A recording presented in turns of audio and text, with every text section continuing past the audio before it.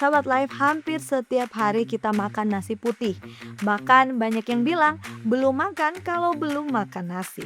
Tapi belakangan ramai kabar. Katanya nasi putih adalah penyebab diabetes. Benarkah begitu? Apakah kita harus takut pada sepiring nasi atau ini hanya mitos yang dilebih-lebihkan? Mari kita gali jawabannya berdasarkan sains bersama Life. Live in fullness to eternity.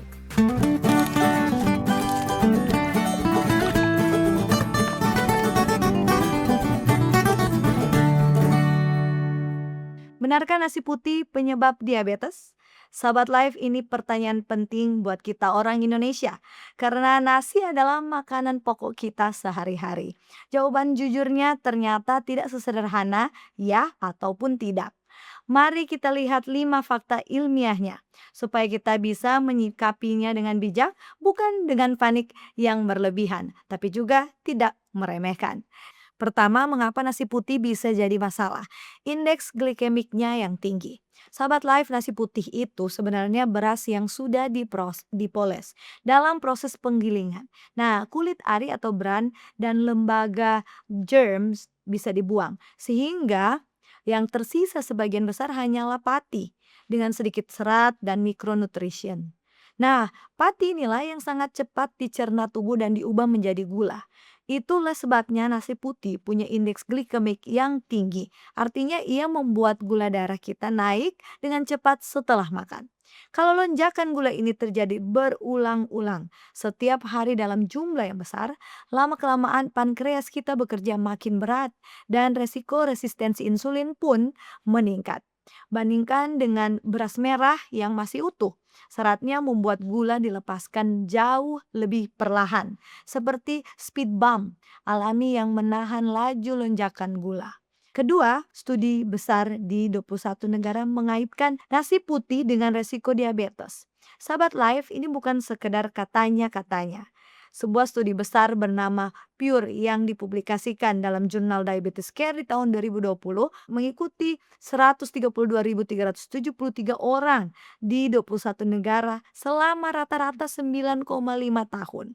Hasilnya, mereka yang makan nasi putih paling banyak lebih dari 450 gram sehari atau sekitar 3 mangkuk memiliki resiko diabetes sekitar 20% lebih tinggi dibanding yang makan kurang dari 1 mangkuk. Menariknya, resiko ini paling tinggi di kawasan Asia Selatan, yaitu mencapai 61% lebih tinggi, di mana nasi putih memang dimakan dalam porsi sangat besar. Jadi ada kaitan yang nyata dan sifatnya bertingkat. Makin banyak porsinya, makin tinggi resikonya.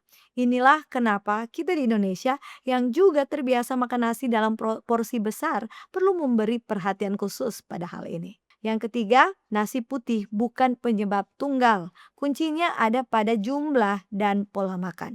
Nah, ini bagian yang paling penting untuk kita pahami, sahabat Life. Supaya adil, perhatikan bahwa resiko itu muncul terutama pada mereka yang makan nasi putih dalam jumlah sangat besar. Nasi putih bukanlah racun dan sepiring nasi tidak serta-merta membuat kita diabetes. Diabetes tipe 2 adalah hasil dari banyak faktor yang menumpuk.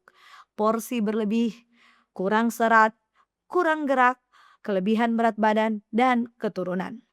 Makan nasi secukupnya bersama lauk yang seimbang sangat berbeda dampaknya dengan makan nasi bergunung tanpa sayur. Jadi yang perlu kita waspadai bukan sekedar nasinya, melainkan berapa banyak dan bagaimana keseluruhan pola makan kita. Jadi menyalakan nasi putih semata-mata sama seperti menyalakan satu pemain atas skalanya seluruh tim. Padahal banyak faktor yang berperan di sana. Keempat, mengganti sebagian nasi putih dengan biji-bijian utuh menurunkan resiko. Kabar baiknya, sahabat Life, ada solusi yang terbukti.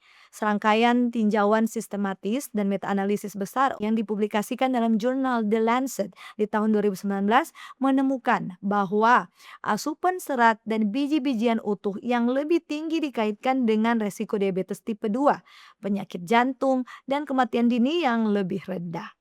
Sejalan dengan itu, sebuah meta-analisis tahun 2022 menunjukkan bahwa konsumsi beras merah atau nasi merah justru dikaitkan dengan resiko diabetes yang lebih rendah, sekitar 13% lebih rendah untuk setiap porsi 50 gram per hari. Mengapa? Karena beras merah dan biji-bijian utuh masih memiliki kulit ari dan seratnya, sehingga gula dilepaskan lebih perlahan ke dalam darah. Kita bahkan tidak harus langsung beralih total. Mencampur setengah nasi putih dengan setengah beras merah pun sudah menjadi langkah maju yang baik, sahabat life. Yang kelima, cara dan teman makan nasi sangat berpengaruh. Sahabat life, ternyata bukan cuma jenis nasinya, tapi juga ada yang kita makan bersamanya. Menurut penelitian Reynolds dan tim, jadinya serat memperlambat pengosongan lambung dan meredam lonjakan gula darah di sana. Artinya, kalau nasi putih kita dampingi dengan banyak sayuran berserat, protein di sana dan lemak sehat, kenaikan gula darahnya jadi lebih landai. Sebaliknya, makan nasi dengan porsi besar tanpa sayur ditambah minuman manis adalah kombinasi yang paling memberatkan tubuh. Ditambah lagi, bergerak atau berjalan kaki ringan setelah makan juga membantu otot menyerap gula dari darah. Jadi, cara makan yang bijak bisa membuat perbedaan besar. Bahkan dengan nasi putih yang sama, dampaknya bisa jauh berbeda tergantung bagaimana kita menyantapnya. Sebagai solusinya, Sobat Life, lebih dari 100 tahun lalu Ellen G. White sudah menuliskan prinsip yang sejalan dengan temuan ini. Dalam bukunya The Ministry of Healing halaman 296, beliau menulis biji-bijian, buah-buahan, kacang-kacangan, dan sayuran adalah makanan yang dipilihkan bagi kita oleh Sang Pencipta. Disiapkan dengan cara sesederhana dan sealami mungkin. Bahkan beliau secara khusus mengingatkan bahwa tepung putih yang terlalu halus, kekurangan unsur-unsur bergizi yang terdapat dalam biji-bijian utuh. Persis prinsip beras utuh yang baru dibuktikan sains hari ini. Maka mari kita terapkan langkah bijak berikut, sahabat life. Yang pertama, perhatikan porsi. Nikmati nasi secukupnya. Jangan bergunung. Kurangi sedikit demi sedikit bila selama ini terbiasa berlebih.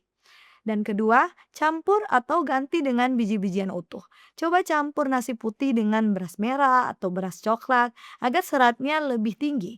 Ketiga, selalu temani dengan sayur dan protein. Sayuran berserat, tahu, tempe, ikan, atau telur membantu memperlambat lonjakan gula darah. Dan keempat, hindari kombinasi nasi plus gula. Kurangi makan nasi bersama minuman manis atau makanan manis dalam satu waktu. Dan kelima, bergerak setelah makan. Jalan kaki ringan 10 hingga 15 menit membantu tubuh mengelola gula darah. Dan yang terakhir tapi tak kalah pentingnya adalah jangan lupa cek gula darah secara rutin. Terutama bila ada riwayat diabetes dalam keluarga. Deteksi dini sangat menolong. Sobat Life, benarkah nasi putih penyebab diabetes? Jawabannya, nasi putih bukan penyebab tunggal, tetapi kombinasi yang berlebihan, apalagi tanpa serat dan tanpa gaya hidup aktif, memang dapat meningkatkan resiko, terutama bagi kita di Asia ini. Kabar baiknya, nasi bukanlah musuh. Seperti kata Ellen G. White, biji-bijian adalah makanan pemberian Sang Pencipta. Kuncinya ada pada satu kata indah, keseimbangan. Porsi yang bijak, pilihan biji-bijian yang lebih utuh, lauk yang seimbang, dan tubuh yang aktif bergerak.